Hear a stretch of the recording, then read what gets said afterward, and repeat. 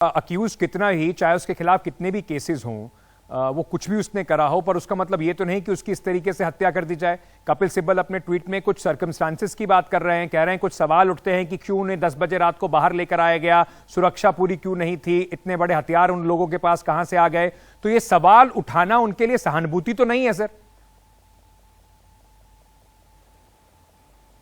तो देखिए, ये परिस्थितियां जिसको कपिल सिब्बल, और मैं उनका इज्जत रखता हूं, वो बड़े माने जाने वकील हैं, मैं इज्जत रखता हूं उनका, लेकिन मुझे लगता है कि जो उन्होंने सर्कमस्टेंसेस दिए इसका कोई मतलब नहीं है, इससे कोई इन्फ्रेंस ड्रॉ नहीं किया जा सकता है। 10 बजे इसलिए लिया गया क्योंकि अस्पताल में, क्योंकि ये लोग गिरफ्तार किए गए। अस्पताल ले जाना मेडिकल इमरजेंसी की बात नहीं है, रूटीन चेकअप होते हैं ताकि वो बाद में कुछ कंप्लेंट नहीं करें। ये एक प्रिकॉशनरी मेजर है। आगे से मुजरिम को अस्पताल में ले जा रहे हैं ताकि वो मेडिकल सर्टिफिकेट लेके कि जिस समय वो गिरफ्तार किए गए थे उस समय उनके ऊपर कोई असॉल्ट नहीं हुआ था, किसी ने मारा नहीं उनको, कुछ टॉर्चर नहीं हुई थी। तो ये जितने भी परिस्थितियां हैं उसका तो एक्सप्लेनेशन तो बन सकता है। मैं नहीं कहता हूं कि आखिर कुछ ना निकले, मैं आगे से जजमेंट नहीं दे रहा हूं, पर मैं कह रहा हूं कि जो परिस्थितियां कपिल सिब्बल ने पब्लिक डोमेन में पेश किया है उसका कोई मतलब नहीं है, उससे ये एक एनकाउंटर नहीं बनता है। जी बिरवानी साहब, लेकिन जैसे मैंने आपसे पहले भी पूछा कि जैसे उनके खिलाफ दोनों बड़े दुर्दांत उनके ऊपर अपराधी थे, कई मामले थे अतीक अंसारी के ऊपर, 100 से ऊपर भी मामले थे, लेकिन हमारा देश वही देश है इसने अजमल कसाब को भी पूरा मौका दिया, पूरा ट्रायल एक लिया। तो क्या क्योंकि ये इतने बड़े अपराधी थे या एक धर्म विशेष से आते थे, उसको लेकर जस्टिफाई किया जा सकता है इनके मर्डर को? देखिए, सबसे पहले यदि मैंने आपसे कहा, यदि ये एक्स्ट्रा जुडिशियल किलिंग है, एक्स्ट्रा जुडिशियल मर्डर है, तो उसको जस्टिफाई करना इम्पॉसिबल है, किसी को करना भी नहीं चाहिए। लेकिन आज स्थिति ये है कि उनका हत्या हुआ है 3 अनजान व्यक्तियों द्वारा, और उनका मोटिव क्या है, मकसद क्या है, क्यों किया गया, यदि कोई साजिश है इसके पीछे, वो सब जांच का विषय है। तो आप आगे से ही क्यों अपने आप ले रहे हैं और कह रहे हैं कि हाँ ये पक्का था कि यूपी गवर्नमेंट या स्टेट पुलिस या कोई बड़ा साजिश था इनके हत्या के पीछे। जरा धैर्य दिखाइए सर। लेकिन जिस तरीके से मैं आपके ट्वीट में भी पढ़ रहा था, आपने कहा कि विपक्ष जो है वो फेक नैरेटिव बनाता है, खास तौर से अगर जो टेररिस्ट या क्रिमिनल्स मुस्लिम समुदाय के होते हैं।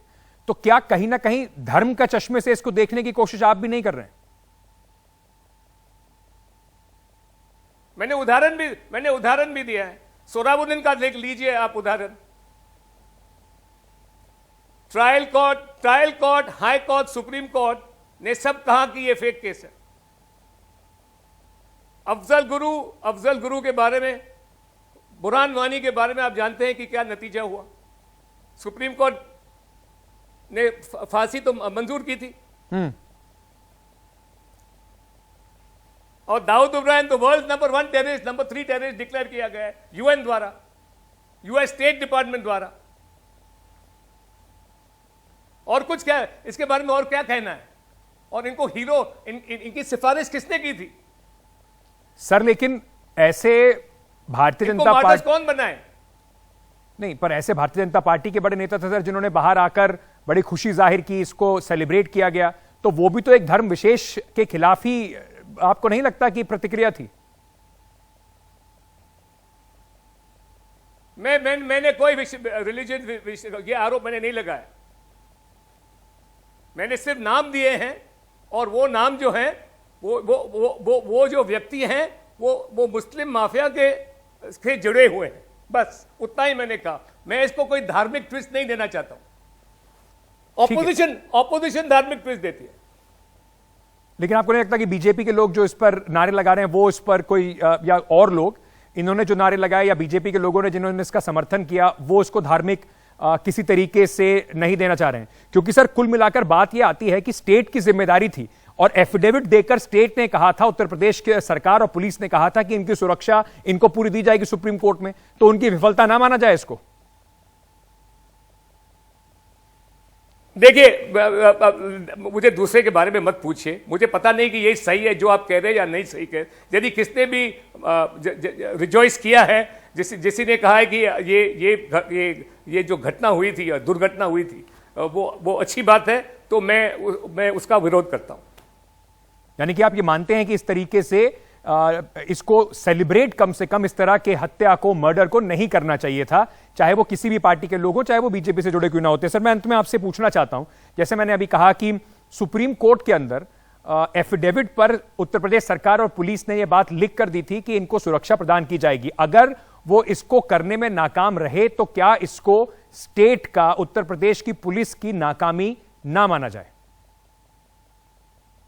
देखिए, हम इस दूर डिस्टेंस से सिर्फ मीडिया रिपोर्ट्स के आधार पे और टीवी और वो सीसीटीवी या वीडियो देखकर हम कुछ कह नहीं सकते इस समय। इस गंभीर बात को की सच को निकालने के लिए, इस गंभीर बात की सच को निकालने के लिए एक जांच की जरूरत है, और यूपी सरकार ने एक जुडिशियल इंक्वायरी को स्थापित किया है। मैटर सुप्रीम कोर्ट के सामने भी है सोमवार को। तो यदि हम सब धैर्य दिखाएंगे और देखेंगे क्या होते हैं, तब तक इतनी जल्दबाजी क्या है?